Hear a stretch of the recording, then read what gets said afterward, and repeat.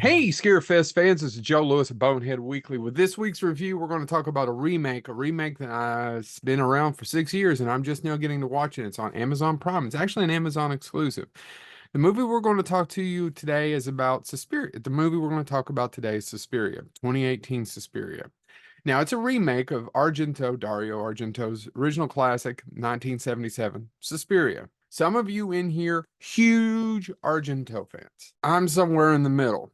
I can appreciate it, but at the same time, it's never his whole filmography is not something I keep going back to. A few years ago, I was watching an interview with John Carpenter talking about Dario, and he said, it doesn't matter what the plot is, just smoke a joint, turn off the sound, and watch the visuals.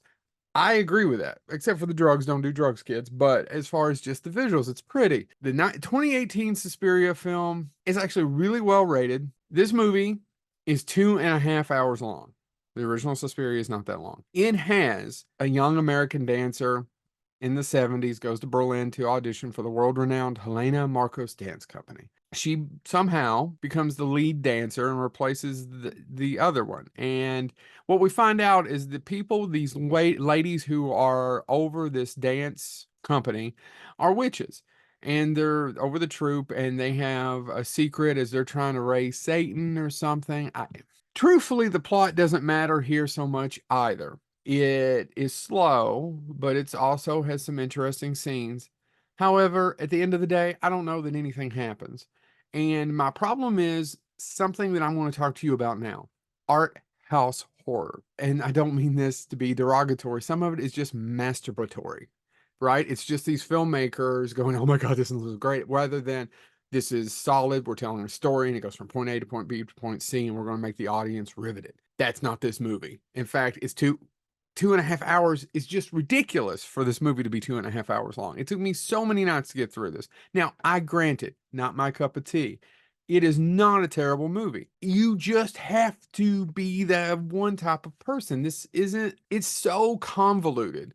It makes little to no sense, similar to the original Suspiria. Should you see it or should you not? Because probably a lot of you who are already into this have probably already seen it and think I'm a horrible human being for saying bad things about it now. It's not an awful movie. It's just, why is it so long? Why is it so convoluted? Why? Why? I get it. It's an experience. It's art. You can do that with horror films. The one thing I love about horror films, more than any other genre, I don't love horror more than any genre, but more than any genre, is that you can tell any story you want to in a horror film. What I mean by that is people accept things in horror films that they don't necessarily accept in other genres, like a drama, or even people say this about Westerns, but I think it's a little bit more about horror films. They don't accept it. Horror films, you can tell any story you want to because people automatically go, this is a horror film. I'll accept that. Like a Coven of Witches, and there's some melting lady in the basement who you can understand, and we don't bother to try to because you still can't understand. Some of you are going to get turned off because a third of the movie is in German with subtitles. Don't let that. That's not the problem. The problem is there's very few linear things about this. It's hard to break down. I'm curious.